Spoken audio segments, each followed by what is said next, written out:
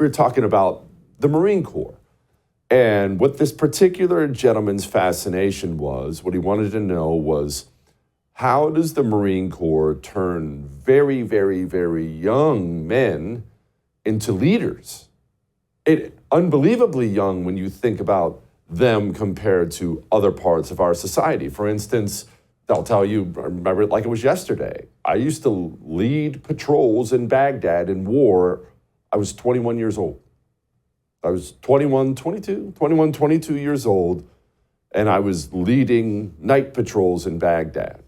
10, 15, 20 men really under my charge. What?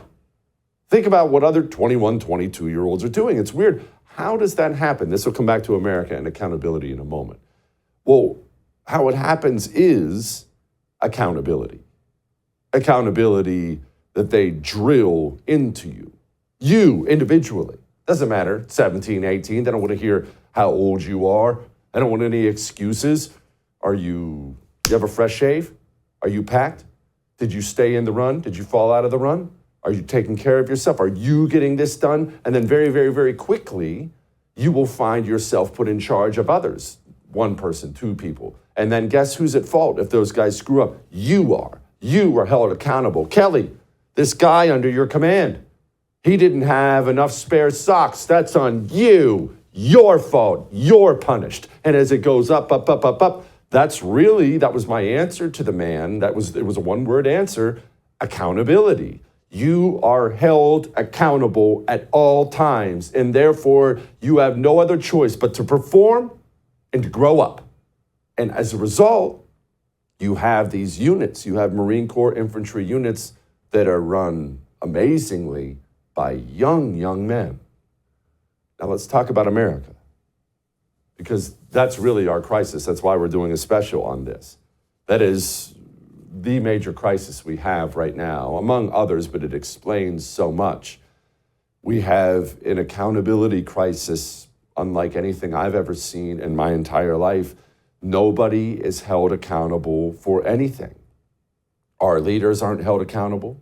They aren't held accountable by other institutions who should hold them accountable. For instance, the media doesn't hold the government accountable. When it comes to our elected officials, the voters themselves, us, you, me, I'm not talking about us specifically, but the voters, the citizens, they don't hold elected leaders accountable.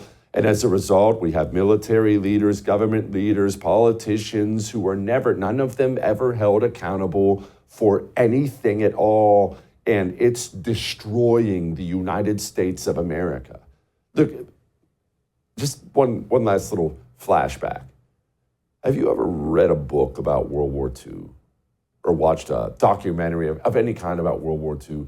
Many things will hit you, but one of the things that always blows me away is how quickly generals and admirals, high-ranking people, were fired immediately. Fired or resigned.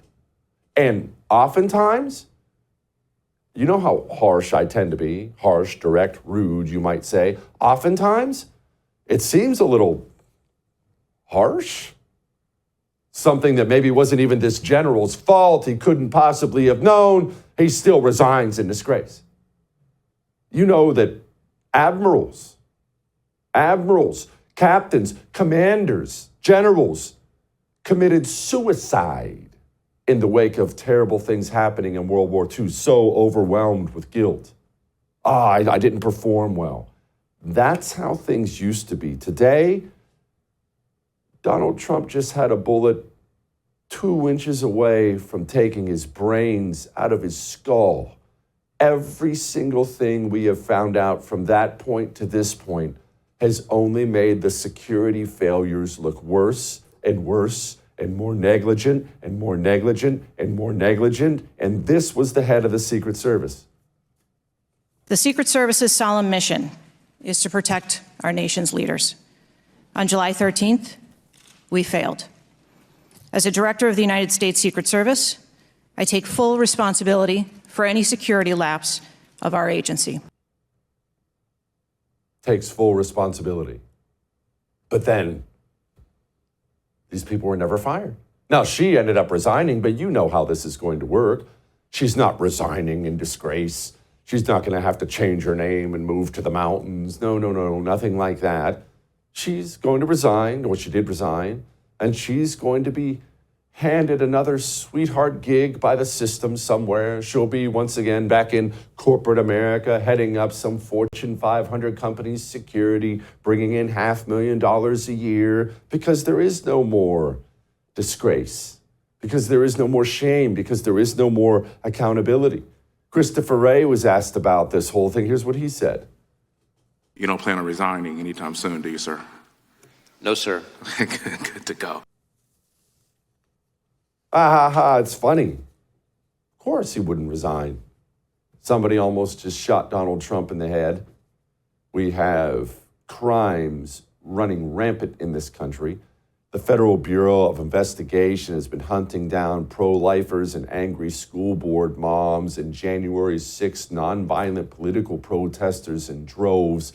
At no point in American history has the FBI looked so bad. They look so bad now. We understand that local law enforcement agencies have ceased cooperating with them. And Christopher Wray resigned? Resign? Why would he resign? There's no accountability anymore. Remember Afghanistan? This might be the worst example because it's the one that just tears my guts out. We had Bagram, we had an Air Force base in Afghanistan, a place where we could have pulled out of Afghanistan safely because it was a controlled environment. You could do it step by step safely. Instead, they just emptied Bagram, tried to leave. Of course, the country collapses almost immediately. Biden administration doesn't like the poll numbers. Military goes back in, tries to secure a freaking civilian airport. They've got these poor Marines, Army, and sailors stuck outside with no proper security, standing amongst crowds of people. And of course, a suicide bomber who we believe was released from Bagram when we opened up the gates, blows himself up and kills 13 of our warriors. Their deaths are on the heads of our generals, colonels, politicians. Nobody resigned.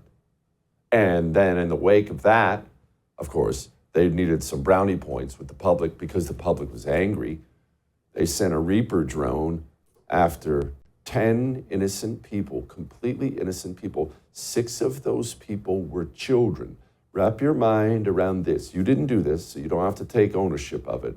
But the United States of America, our military, our generals, our politicians, we murdered 10 innocent people, 6 of them children. And the chairman of the Joint Chiefs, he was then chairman of the Joint Chiefs, Mark Milley, called it a what now? We know from a variety of other means that at least one of those people that were killed was an ISIS facilitator. So were there others killed? Yes, there are others killed. Who they are, we don't know. We'll try to sort through all that. But we believe that the procedures at this point, I don't want to influence the outcome of an investigation, but at this point we think that the procedures were correctly followed and it was a righteous strike. Righteous strike. There was no terrorists, there was no ISIS individuals, and those other people we couldn't be bothered to learn about were children who got blown up by an American Reaper drone. No resignations, no firings. When asked about it later, John Kirby said nobody was even reprimanded for it, called it, what did he call it? A failure of process. No accountability at all. Remember, Lloyd Austin, Defense Secretary Lloyd Austin, after the international disgrace of Afghanistan, practically laughed off the idea of resigning. Do you have regrets about the withdrawal from Afghanistan? I support the president's decision. Do you have regrets about their withdrawal or how the withdrawal occurred from Afghanistan that cost the lives of 13 of our service members? I don't have any regrets. No regrets.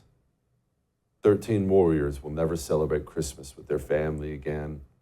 10 innocent Afghans wiped out in response to that. Defense Secretary doesn't have a regret in the world.